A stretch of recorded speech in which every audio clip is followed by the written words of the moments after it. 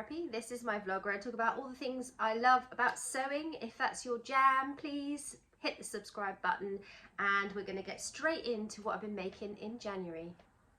Okay, welcome back to everybody that's been here before, and hi to any new subscribers. I noticed I've got a few more this month, so that's made me happy. Thanks very much. I am going to talk you through what I made in January, and I have to admit it's a trouser making bonanza. In fact, it's the Lander Bonanza, because I made 2 pairs of Lander pants because the first pair was not enough to keep me happy. Immediately after I finished sewing those, I was like, nope, I'm going to cut another pair out. And that's how you can tell that you really love a pattern, when you are immediately making another pair. So I'm going to get crack on and show you those. So for anybody that hasn't seen this pattern before, this is the Lander pants pattern and it's by True Bias. The pattern company makes clothes for sizes 0 to 18, and that goes from a 26-inch waist to a 38.5-inch waist. I fit into the size 8 category perfectly. So that is a 30-inch waist and a 38-inch hip. Just for reference, I'm 5'4" tall, and I had to take these trousers up by just 1 inch. They actually draft these patterns for a 5'6" or 5'5" person, I think. So yeah, not too many adjustments on the length, just took 1 inch out of the length. And I was well excited about making these trousers because I have a lack of trousers in my me-made wardrobe. Most of the time I can get away these days with wearing all handmade clothes most of the time. It's a rare day if I step out and I'm not wearing something that I've made. So trousers are what I live in. I live in jeans a lot of the time, and I just thought this is a year I'm going to make a pair of jeans. And I kind of, yeah, they're not what you'd call a classic pair of jeans. They don't have the little coin pocket, but this pattern is quite a close fit for jeans, I would say, and I've made them out of fabric from my stash. So one of the things I wanted to do in January was only sew using stash fabric, because I've got a bit of a stash, not a massive one, and I just wanted to get some of those fabrics out of my stash, and I've done pretty well. So both the Landers are made out of stash fabric. I did buy a little bit of Ponte, but in my defense, I didn't have any in my stash, so I needed that. And then the other fabric I've used is also stash fabric. So yay! So let's talk about these trousers. Like I said, I made the size 8. If you watched my last vlog, and I'll pop a card in here, I was talking about these jeans and how I was customizing them, and here they are. I'm going to apologize now. There is going to be gloating. I am proud of these. The top stitching is awesome, despite the fact that the machine was like, I'm not doing that, despite using a top stitching needle, top stitching thread, ordinary thread in the bobbin, lengthening the stitch length. I think it was just the chunkiness of the fabric. She just couldn't deal with it, bless her. So I had to borrow my mum's sewing machine in order to do this top stitching. But I think you might agree that I've done a good job.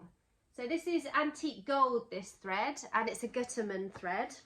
I've put a little patch on the back that says "Can't touch this," aka MC Hammer, since they are wide pants. And I've popped a little red tag which says "Sew it" on there. And the front has got a button fly. I ordered these buttons from Amazon. I will pop the link in the drop down box below. Everything I talk about today will be down in that drop down box, so check it out. I don't have an affiliate link with Amazon or anything, so yeah, if you just want some new buttons, these are jeans buttons, and I think they're quite nice. They've got little stars on. I was quite pleased with those. And the fit on these bad boys is spectacular.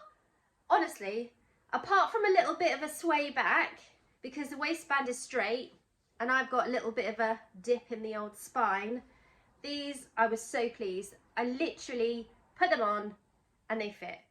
So what you do with these bad boys is you have 1 inch down the side for your seam allowance, down both legs. on the outside seam. So it makes it super easy to make adjustments if you need to, because you can just choose how much seam allowance that you need there in order to make them fit right. And I used the inch seam allowance. I didn't make any adjustments to that. One interesting thing about these trousers that I noticed is on the pattern pieces, the front crotch curve is incredibly shallow. So it's literally, I mean, I've not made trousers like this before where the crotch curve is so shallow. It literally is, I don't know if I can show you on the actual made up jeans. So that literally essentially is the front crotch curve. And then the back one is humongous and goes all the way up underneath and round. And I think that might be why they fit everybody's body shapes quite well. I don't know. I don't know. So this denim was in my stash. It's a non-stretch denim. The link for the fabric is down in the description box. You can still purchase it. I don't have any links to the Fabric Land. If you want to pick up some denim, they do pretty, I would say, pretty reasonably priced denim. It's nice quality. I've worn these jeans. They don't bag out at the knees. They do loosen a little bit with wear. Like anything without any stretch in it, it is going to get slightly more comfortable as the day goes on. But I just pop a belt on with these, and you can see they've got lovely belt loops which fit my belt perfectly. Let me show you. I was a bit like, oh, I don't know, can I make a button fly? I've never made a button fly before, but it was super simple. Absolutely no probs whatsoever. The only issue I've got slightly is that my buttonholes are fraying, so I've got myself some of that fray stop stuff. And again, my sewing machine threw all her toys out the pram when it came to making those buttonholes. If I did the top one once, I must have done it at least 7 billion times, and I almost threw these trousers in the garden. So the fact that I've made another pair is testament to how wonderful I think this pattern is. So what do they look like on? Well, they look like this, and they look like this, and my bum looks like this.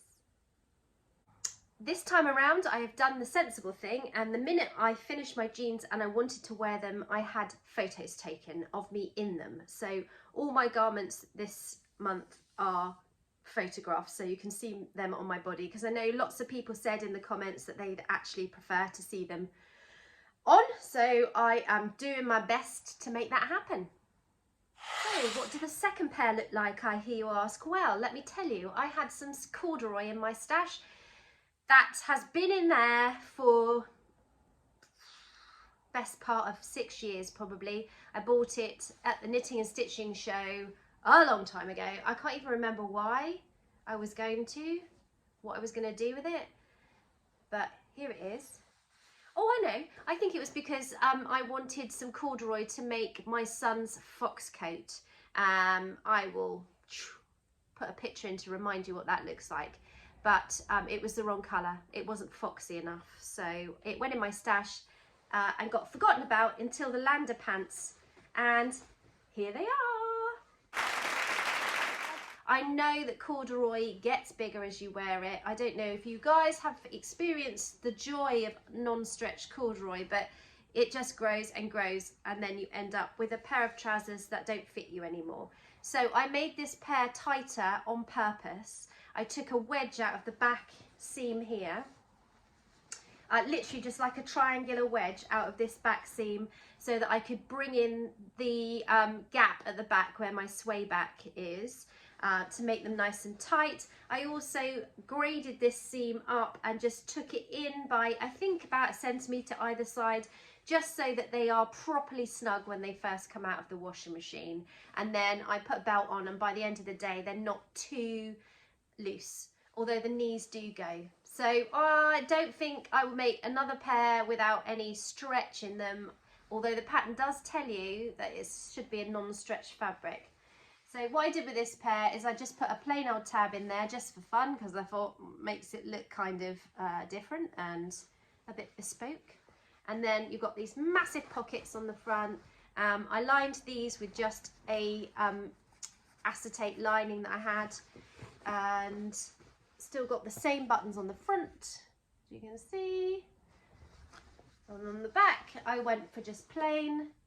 These pockets are awesome. I think they make your bootay look super good because they're such big pockets. And they're full length. Again, here's some pictures. I love wearing these. I like wearing these with a stripy sort of Breton style top. And they also go nicely with big chunky jumpers and trainers, more importantly, so I can be comfy wherever I go. Talk amongst yourselves. I didn't even give her a look in with the second pair. I got my mum's machine out, I had it set up on my dining room table, and I just made the whole thing on there with my overlocker. I've overlocked all the seams inside. So yeah, I'm afraid her time is up because my mum said I can keep her machine. So the next thing I made was also made using fabric from my stash, and this is a Scotty Dog brushed cotton that I've had for, again, billions of years.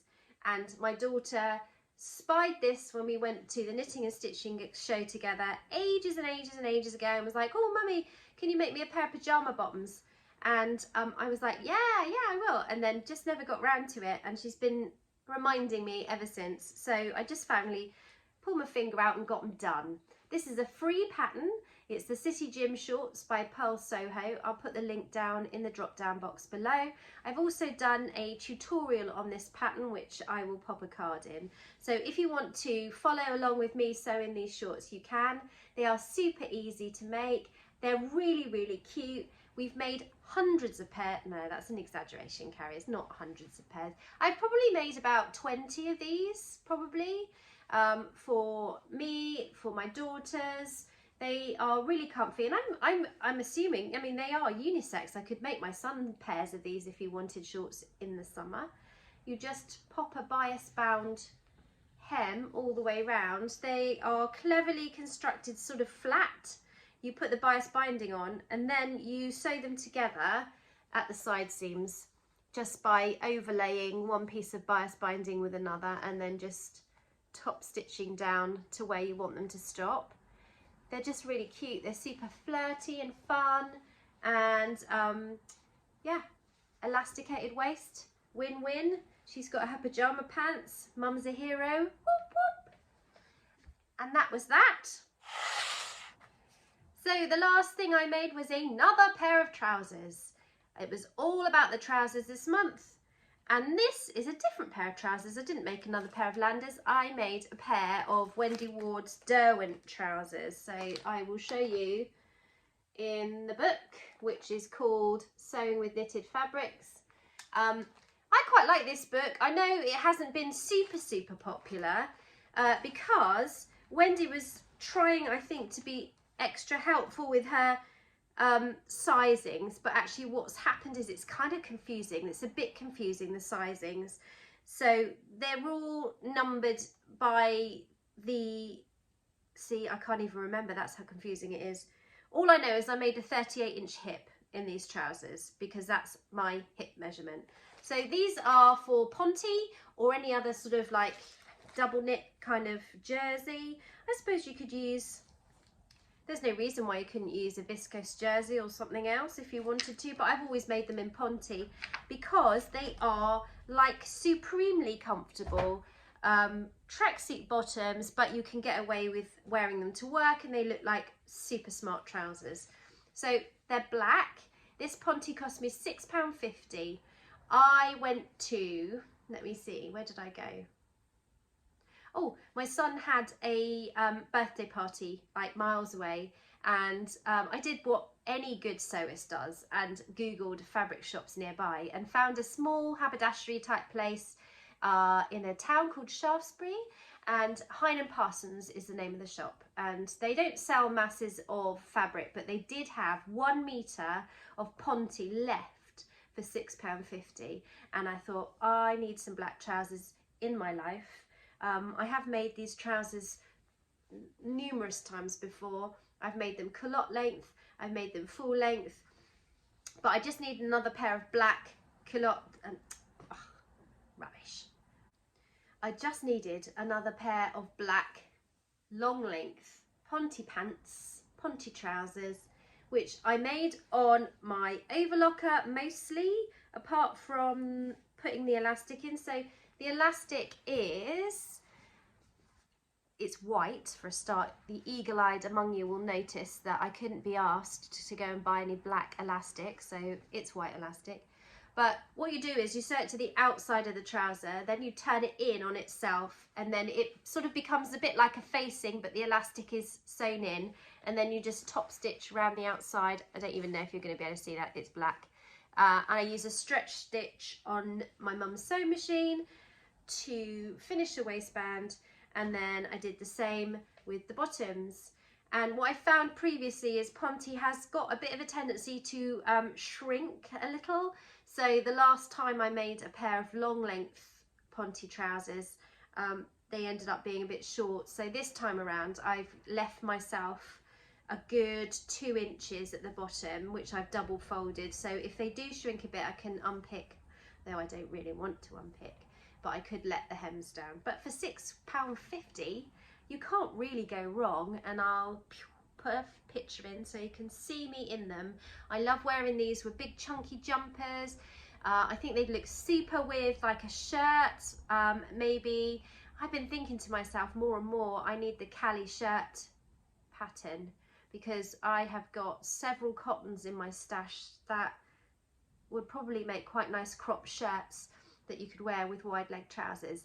I'm all about the wide legs. I am super glad that skinnies are gone. And the last thing that I made was a pair of lounge pants, because lounging, everyone is lounging. I love a bit of a lounge. These are the Stella joggers. I'm actually wearing them right this minute with a Mandy Boat tee, which I have put a gold leopard on the front of, using my Cricut machine and some heat transfer vinyl.